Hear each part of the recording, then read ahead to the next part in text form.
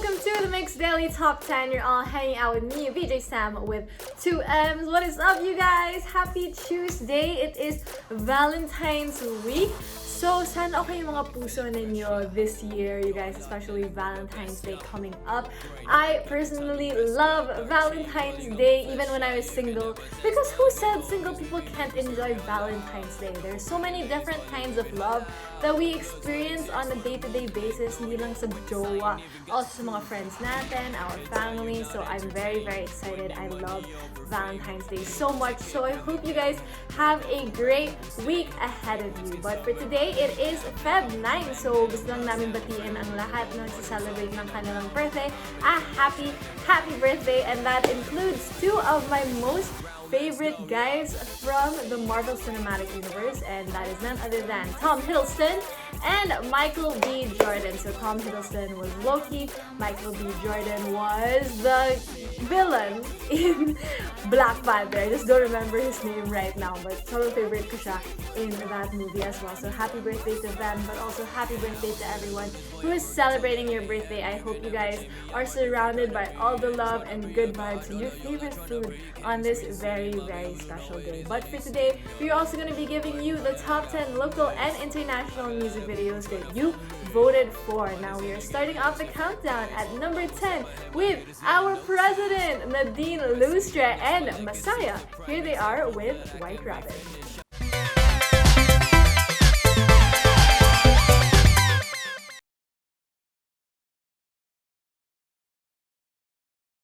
Now guys, I'm sure you can tell na sobrang excited ako for Valentine's Day. Obviously, as you can see by my smile.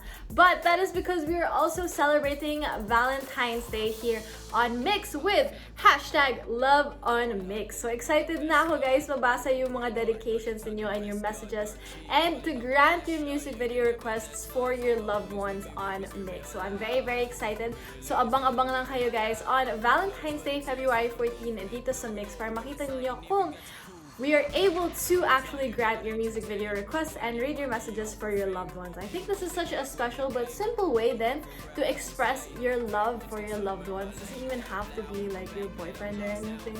But I think it's just such a nice feeling. Kasi ako, someone actually dedicated a song for me, a music video pala. And also sent a message through #LoveOnMYX, I think 2 years ago, 2019. Or was it last year? 2019. So, sobrang kinilig ako. So, this is a great way to express that love in a very, very simple way. But speaking of Love on MYX, you guys can also you guys can also use our hashtag #LoveOnMYX sa Twitter, because if you guys do so, makikita niyo yung very, very special emoji natin that comes with that hashtag. So, you guys can definitely check that out. So, make sure to spend part of your Valentine's Day here with us on MYX. But going back to our countdown, next up we have a song and a music video na masakit talaga, even though it's Valentine's Day, guys. Love can be painful sometimes. But next up on our countdown, at number 9, we have the Juans with Pangalawang Bitaw.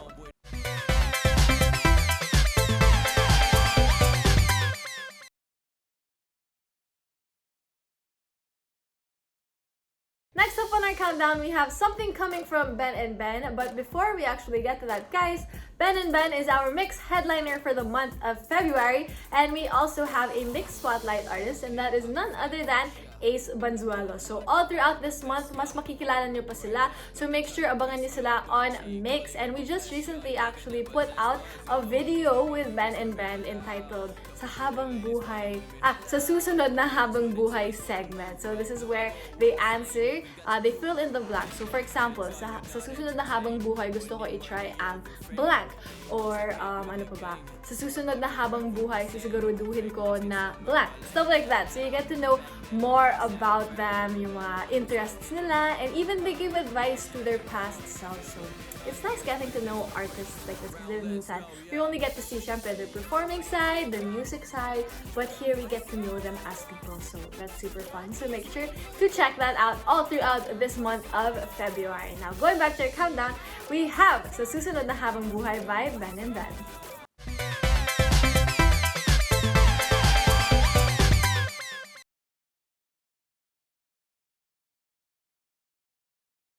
So guys, kamusta naman yung weekend ninyo?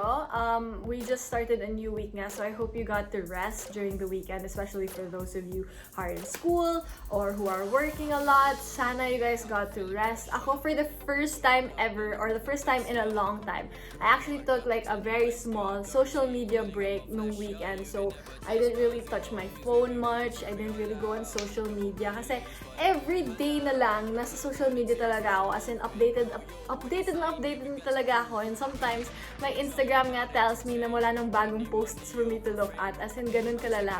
And during the weekend, I was able to spend it with my boyfriend, Kurt, so he visited me and all of that. So it's really nice now when we're together, I can really focus on the present and don't have to look at my phone. Kasi minsan talaga, toxic talaga yung social media every now and then, especially if you look at it too much. It's not really good for your mental health.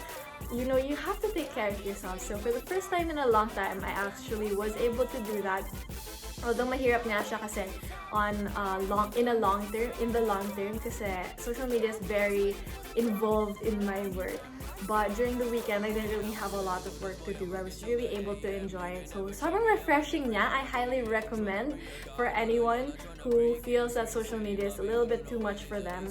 I recommend na mag-break muna kayo from social media. It's good not to stay that updated. It's good to think of yourself then, especially during the weekends when you're resting. So I was very, very happy about that. And now I'm like, yes, let's go. I'm inspired again. And I'm just very happy I was able to experience that during the weekend because it's been a long time then since I was able to do that. But yeah, I'm very, very happy about that. So I hope you guys find the time to do that as well, and I hope you guys have a great week ahead of you. But going back to our countdown, next up we have Paubaya by Moira.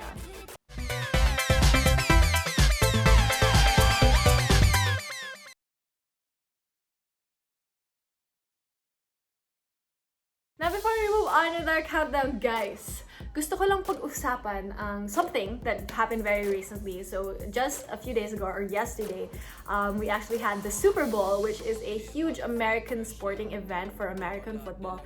Truth be told, wala akong masyadong alam sa American football. I just know it's a sport and they love it in America. But if there's one thing that everyone, or a lot of people all around the world, not just in America, that they look forward to, it is the Super Bowl halftime show. Because the Super Bowl halftime show is one of the biggest stages in the world. If you are an artist and you're able to perform at the Super Bowl halftime show, then wow, that's a great milestone for you. And for this year, they actually got The Weeknd, and guys, I love The Weeknd so much. I'm such a big fan of The Weeknd, and to see him perform at the Super Bowl halftime show, as in isa lang siya. He didn't really have anyone else with him aside from, of course, yung mga dancers niya and all. And it was just such an amazing show. Grabe yung prod niya. He used the whole stadium. It was wild. He was dancing, performing, and he's such a great performer. Feeling ko he's very underrated in that aspect because when we think of male performers, we think of, you know, the likes of Bruno Mars, who are just very, like, they're really performers. But I think The Weeknd is very underrated in that sense because people will think his music is chill, R&B and all of that. But if there's anything that he proved in the Super Bowl halftime show, he is such a great performer. And I was so proud because I don't know if you guys know, but The Weeknd actually had a moment, or had a time in his life where he was actually a homeless dropout from high school. And from there, he just started making music. And to go from that to becoming an artist who performs at the biggest sporting event in America, who wouldn't be inspired by that, guys? So amazing. If you guys haven't seen the performance yet, you can find it on YouTube. I'm pretty sure you will be definitely inspired by The Weeknd. So yeah, that's what I did the other day when I watched it. I was very, very, very inspired. But anyway, going back to our countdown, next up we have Willow by Taylor Swift.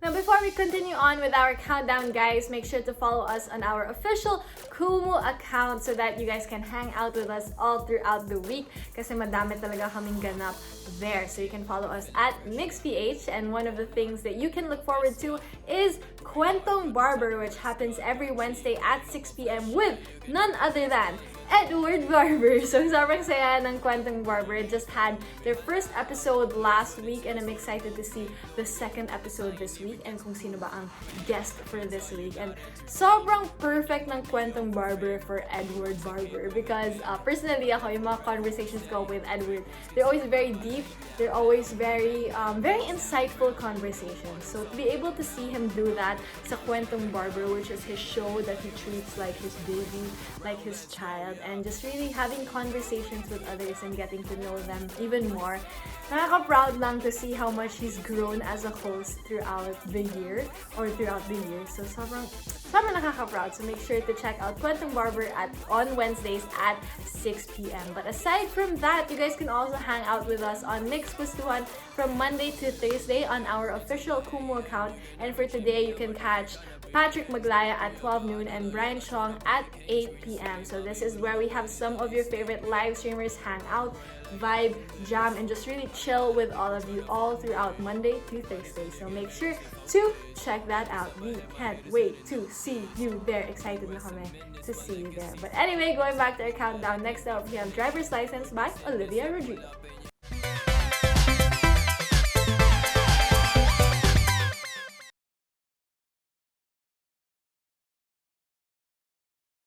So other shows you guys can look forward to on our Kumu account actually happens during the weekend. So every Friday at 8 p.m. we have MYX Full Screen where we have a guest artist perform a live set for all of you from the safety of our own homes. Kasi diba nga ngayon, we can't really enjoy live music like we used to sa mga gigs dati with our friends, tapos yung artist. Pero ngayon, we have to do it from the safety of our own homes to protect ourselves, but also to protect each other. So MYX Full Screen is a great way for all of us to experience live music again and to be able to hang out with our friends, our loved ones, and also the artists. Kasi sobrang saya ng mga interaction ng artists and everyone who watches MYX Full Screen kasi pwede kayong mag-request. You guys can also send comments, questions, shoutouts, lahat na.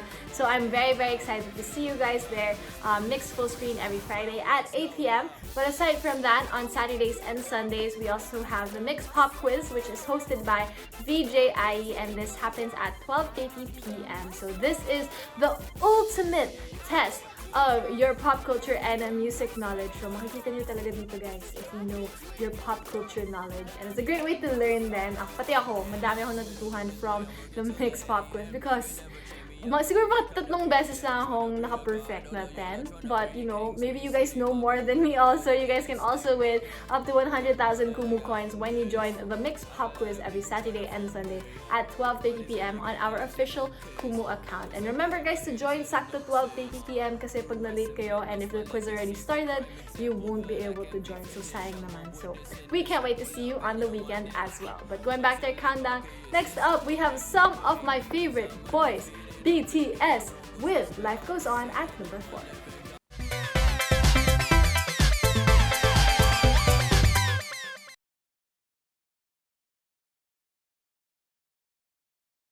Now, before we move on with our countdown, I do want to talk about another part of Nadine Lustre's video with Dr. Ivy, and they actually talked about cosmetic surgery, sorry. Not facial surgery, pero part na din yun, but they talk about cosmetic surgery. So sabi ni Nadine, hindi daw niya gets kung bakit may stigma against against cosmetic surgery. Kasi diba, pag sinabi or pag nalaman ng mga tao na nagparetoke yung isang artista, they're like, retokado pala yan. So they judge kagad. And Nadine personally said like she doesn't understand it because that's their choice. If they want to have work done, then that's really up to them. That's their body.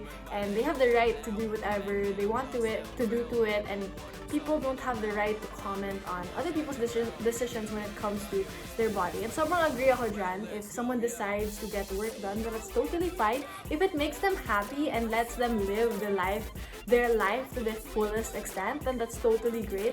But I think for me personally, I don't think na we should parang encourage this kind of thinking then na, you should have to change your body for you to be happy. I feel like that's not the right way to look at it. But if you feel like you want to, then you should. So there's really nothing wrong with it then. It's just more of, the standards that we put upon ourselves. And also, Nadine said na hindi daw siya nagpuritoke ng nose because, that's been a rumor for the longest time. And sabi niya, it's probably because she matured.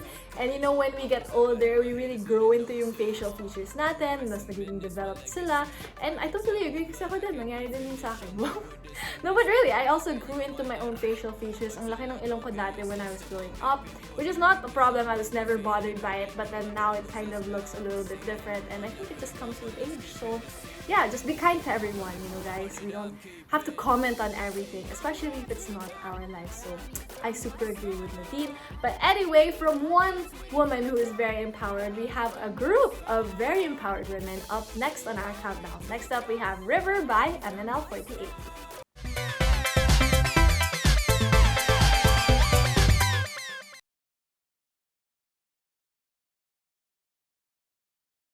And now that we have Valentine's Day coming up very, very, very soon, you guys can look forward to a very, very special Valentine's Day pop culture episode this Sunday on our official Facebook, which is MYX.Philippines. So super excited na ako dyan, guys, because my last Valentine's Day episode last year was with my boyfriend also. So you guys will see. We have a very, very special guest for this episode. So I'm pretty sure you guys already know what that is, but you don't know what it's about. So make sure to check it out this weekend. But for now, you can also watch yung latest episode namin where I tried Gringo's milk tea or Gringo's drinks. Grabe, guys. Grabe talaga yung struggle ko para makuha yung milk tea na to. It was just grabe yung process nila. Iba talaga yung marketing strategy nila because they have a certain amount of orders per week lang. Tapos you don't know when they're gonna be accepting orders. You don't even know their menu. You don't even know what's on their menu until masecure mo yung slot to be able to order. Grabe. Parang streetwear yung galawan, parang hype, and I've been seeing this milk tea everywhere on social media. Everybody talks about it, and I finally got the chance to try it. So you guys can check out that episode up on our official Facebook, MYX.Philippines. Kung masarap nga talaga siya. Was it worth all the struggles that I went through to be able to order it? You guys can definitely check that out. But going back to our countdown, next up we have The Light by BGYO at number 2.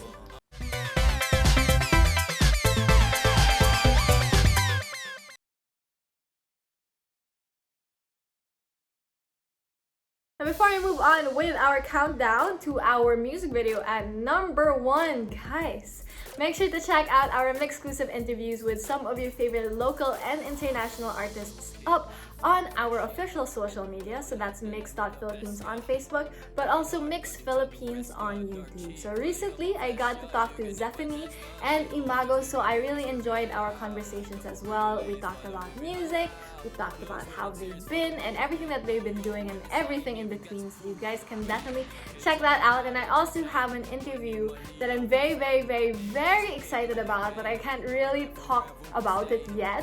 So abangan nyo na lang, guys, yun. And I just want to say this is gonna be a big thing for me kasi first time ko ever maka-interview ng isang group na ganito. So yeah, you guys have that to look forward to. I actually posted about it already on our social media, but you guys just have to wait for the interview, and I'm very, very excited for you guys to check it out. But anyway, going back to our countdown, next up we have an artist or artists who are some of my favorite people I've interviewed, one of my favorite interviews I've ever done, and that is none other than the boys of SB19. So at number 1, we have Hanggang sa Huli.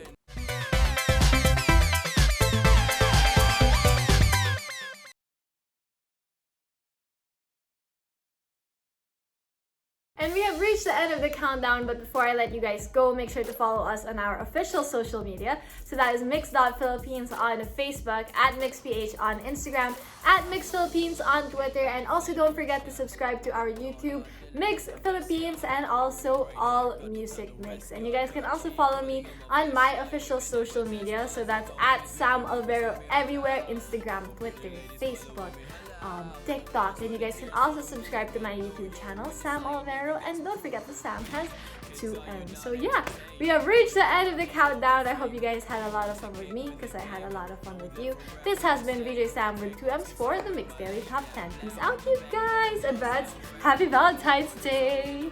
Woo!